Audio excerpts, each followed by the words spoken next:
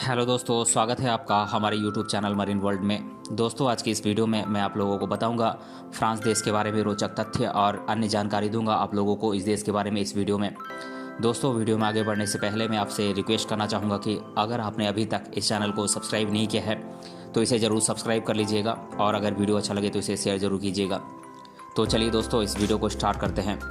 दोस्तों, फ्रांस देश के बारे में रोचक तथ्य का ये सेकंड वीडियो है। इसका फर्स्ट पार्ट मैं ऑलरेडी अपलोड कर चुका हूँ, जिसका लिंक इस वीडियो के डिस्क्रिप्शन बॉक्स में है, आप वहाँ जाकर उसे देख सकते हैं। तो चलिए दोस्तों, इस वीडियो को स्टार्ट करते हैं। दोस्तों, फ्रांस की राजधानी पेरिस मूलतः एक रोमन शहर था जो लुटेटिया के नाम से जाना जाता था। फ्रांस आकार में एक हेक्सागन की तरह दिखता है, इसीलिए इसे द हेक्सागन यानी कि षटभुज भी कहा जाता है। दुनिया की सबसे प्रसिद्ध cycle race Tour de France वर्ष 1903 में फ्रांस में प्रारंभ हुई थी। ये multiple stage bicycle race Henri Desgrange नामक फ्रांसीसी पत्रकार और साइकिल चालक द्वारा अपने अखबार को बढ़ावा देने के उद्देश्य से प्रारंभ की गई थी।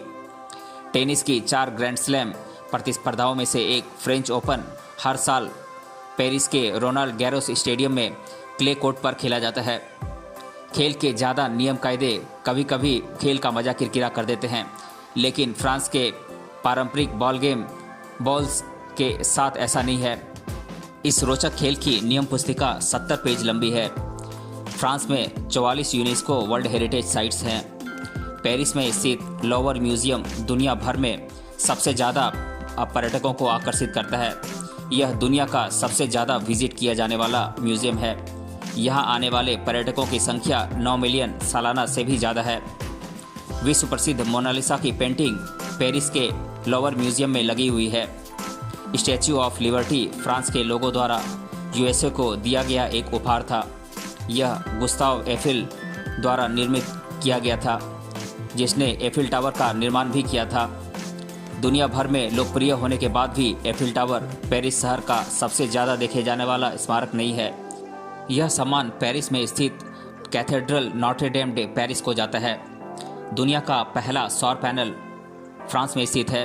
वर्ष 2016 में नॉर्मैंडी विलेज में स्थित 1 किलोमीटर लंबे वॉटवे कहे जाने वाले इस रोड का उद्घाटन किया गया था। इस रोड में 2800 फोटोवोल्टेइक पैनल्स लगे हुए हैं। पेरिस शहर में एक ऐसा बिंदु है जहां से फ्रांस की सभी सड़कों की दूरी नापी जा सकती है। इस बिंदु का नाम है 0 पॉइंट। इस बिंदु को ब्रॉन्ज की एक ऑक्टागोनल प्लेट से चिन्हित किया गया है। यह नॉट्रे डेम कैथेड्रल के मुख्य द्वार के पास फुटपाथ पर स्थापित है। भारी ट्रैफिक के बावजूद पूरे पेरिस शहर में मात्र एक स्टॉप साइन है। फ्रांस के सबसे पुराने पुल का नाम नया पुल है। यह पुल पेरिस में स्थित है और इसका फ्रांसीसी नाम पोंट नेफ है, जिसका अर्थ है नया पुल। यूरोप का सबसे व्यस्ततम रेलवे स्टेशन फ्रांस की राजधानी पेरिस का Paris Gare du Nord railway station है। हर साल 190 मिलियन यात्री इस स्टेशन से गुजरते हैं। फ्रांस का प्रोवेंस क्षेत्र लेवेंडर के खेतों के लिए जाना जाता है। वसंत के दौरान यह क्षेत्र ऐसे पर्यटकों के लिए स्वर्ग है जो सुंदर बैगनी खेत देखने और अद्भुत खुशबू का आनंद लेने के इच्छुक होते हैं। दक्षिणी पेरिस मुख्य मार्ग और रास्तों के नीचे कई कब्रें बने हुए हैं, जहां 6 मिलियन से अधिक लोगों के अवशेष दबे हुए हैं। आविष्कारों के मामले में भी फ्रांस बहुत आगे है। Parachute, hot air balloon, motion picture camera, cycle और कारों के लिए इन्फ्लेटेबल टायर के आविष्कार फ्रांस में हुए हैं। सेल फोन कैमरे का आविष्कार फ्रांस में हुआ था। वर्ष 1997 में फिलिप कैन द्वारा यह आविष्कार किया गया था। पास्चुराइजेशन की प्रक्रिया का आविष्कार करने वाले वैज्ञानिक लुइस पास्चर फ्रांसीसी मूल के थे। वजन और माप की प्रणाली मीट्रिक सिस्टम फ्रांस में साल 1793 में फ्रांसीसी क्रांति के दौरान विकसित की गई थी। ऑटोमोबाइल के लिए लाइसेंस प्लेट की अवधारणा को पेश करने वाला दुनिया का पहला देश फ्रांस है, जिसने 1893 में यह अवधारणा प्रस्तुत की थी। दुनिया का पहला आर्टिफिशियल हार्ट ट्रांसप्लांट दिसंबर 2013 में पेरिस में किया गया था। 1795 में नेपोलियन बोनापार्ट ने भोजन को संरक्षित करने और इसे पोर्टेबल बनाने का तरीका खोजने वाले को 12,000 फ्रैंक का पुरस्कार देने की घोषणा की थी। पेरिस के एक हलवाई ने 15 साल तक प्रयोग किया और यह पुरस्कार जीता था। फ्रांस दुनिया में शराब का दूसरा सबसे बड़ा उत्पादक देश है 2019 के आंकड़ों के अनुसार। यहाँ हर साल 7 से 8 बिलियन बोतल शराब का उत्पादन होता है। इनमें से कई वाइन अंतर्राष्ट्रीय स्तर पर बहुत ज़्यादा कीमतों पर बेची जाती हैं, जबकि बाकी की खपत देश में स्थानीय स्तर पर ही की जाती है। आपकी जानकारी के लिए बता दूं कि शराब का सबसे बड़ा उत्पादक देश इटली है। Bordeaux, burgundy, champagne, lawyer and Provence France के शराब निर्माण क्षेत्र के नाम हैं। शैंपेन का उत्पादन केवल फ्रांस के शैंपेन रीजन में होता है। किसी अन्य क्षेत्र में उत्पादित शराब को शैंपेन नहीं कहा जाता है। फ्रांस में शराब की खपत काफ़ी अधिक है। यहाँ हर साल 11.2 बिलियन ग्लास शराब पी जाती है। पेरिस में 1500 से अधिक बाइक स्टेशंस हैं। आप एक दिन के लिए €1 की कीमत पर इनमें से किसी भी स्टेशन से बाइक किराए पर ले सकते हैं और किसी अन्य स्टेशन पर बाइक वापस कर सकते हैं। फ्रांस में घोड़े और खरगोश खाना काफ़ी आम है। आप इन वस्तुओं को रेस्टोरों के मेनू पर आसानी से देख सकते हैं। फ्रांस उन देशों में शुमार है जहां मैकडॉनल्ड्स में बियर परोसा जाता है। अन्य देश हैं जर्मनी, ऑस्ट्रिया, स्पेन और नीदरलैंड्स। दोस्तों, आपकी जानकारी के लिए बता दूं कि फ्रेंच फ्राइज़ और फ्रेंच टोस्ट फ्रांसीसी आविष्कार नहीं है।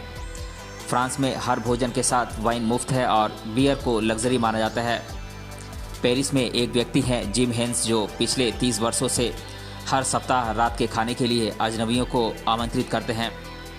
फ्रांस में हर व्यक्ति प्रतिवर्ष औसतन 500 घोंघे यानी कि स्नेल्स खा जाता है। फ्रेंच कई देशों की आधिकारिक भाषा है, जिसमें शामिल है कनाडा, स्विट्जरलैंड, कॉन्गो और लग्जमबर्ग।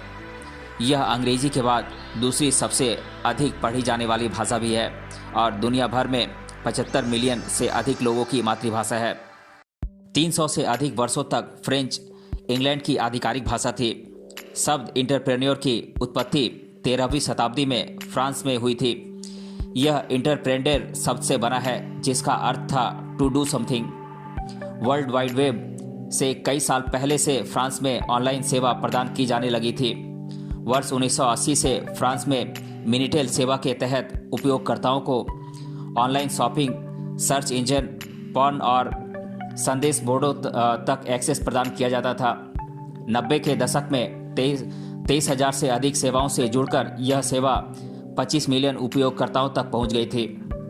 इतिहास में सबसे छोटा शासनकाल किंग लुई 19 का था, जो मात्र 20 मिनट का रहा था।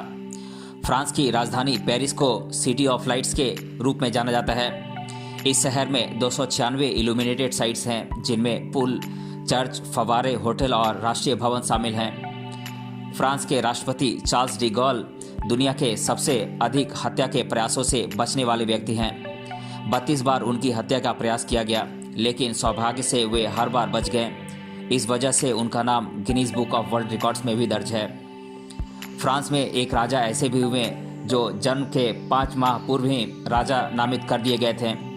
वे थे किंग जॉन I, लेकिन दुर्भाग्य से जन्म के बाद वे मात्र 5 दिन ही जीवित रह पाए थे। फ्रांस के राजा किंग लुई 14 के पास एक ऐसा कोट था जिसमें हीरे के 123 बटन लगे हुए थे। टेनिस मैच के बाद मरने वाले फ्रांस के एकमात्र राजा किंग लुई 10 थे, जिनकी 1316 ईस्वी में टेनिस के एक थकाऊ खेल के बाद मृत्यु हो गई थी। मैच के बाद उन्होंने बहुत ज़्यादा मात्रा में ठंडी शराब पी ली थी और बाद में निमोनिया से उनकी मृत्यु हो गई थी। फ्रांस में कुछ गांवों के नाम बड़े अजीब हैं। यहाँ 6 गांवों को सिली, 12 गांवों को बिल्ली और 2 गांवों को प्रेट कहा जाता है। फ्रांस में जापानी दूतावास में अपने देश के उन नागरिकों के लिए 24 घंटे की हेल्पलाइन सुविधा है जिन्हें फ्रांस में सांस्कृतिक विभिन्नता के कारण किसी प्रकार की समस्या का सामना करना पड़ रहा हो। यूरोप में सबसे अच्छा सैन्य रिकॉर्ड फ्रांसीसी सेना का है। 387 ईसा पूर्व से के बाद से लड़ी गई 168 लड़ाइयों में से फ्रांस ने 109 में जीत हासिल की है और 49 में हार। 10 लड़ाइयाँ बेनतीजा रही हैं। फर्स्ट वर्ल्ड वार के दौरान 18 से 27 वर्ष के फ्रांसीसी पुरुषों में से 1/4 मारे गए थे। सेकेंड वर्ल्ड वार के दौरान हिटलर के एफिल टावर के दौरे के समय फ्रांसीसियों द्वारा सभी लिफ्ट केबलों को काट दिया गया था ताकि हिटलर को ऊपर के दृश्य का आनंद लेने के लिए सीढ़ियां चढ़ने पर मजबूर होना पड़े, और हुआ भी ऐसा ही। सेकेंड वर्ल्ड वॉर के दौरान पेरिस की एक मस्जिद द्वारा फ्रांसीसी यहूदियों को मुस्लिम पहचान पत्र दिए गए थे ताकि नाजियों से उनकी जान बचाई जा सके। यदि फ्रांसीसी विदेशी सेना में सेवारत कोई गैर फ्रांसीसी व्यक्ति फ्रांस की रक्षा करते हुए घायल हो जाता है तो वह फ्रांसीसी नागरिकता प्राप्त करने के लिए आवेदन करने के योग्य हो जाता है। उसके द्वारा देश के लिए बहाए गए रक्त के कारण उसे फ्रांसीसी मान लिया जाता है। तो दोस्तों, आज के इस वीडियो में हमने जाना फ्रांस देश के बारे में रोचक तथ्य और अन्य जानकारी मैंने आप लोगों के साथ शेयर की है इस देश के बारे में। अगर ये वीडियो आपको अच्छा लगा है तो अपने फ्रेंड्स तक इसे ज़रूर शेयर करें और हमें कमेंट बॉक्स में कमेंट करके बताएं कि ये वीडियो आपको कैसा लगा। मिलते हैं अगले वीडियो में किसी अन्य टॉपिक के साथ, तब तक के लिए धन्यवाद।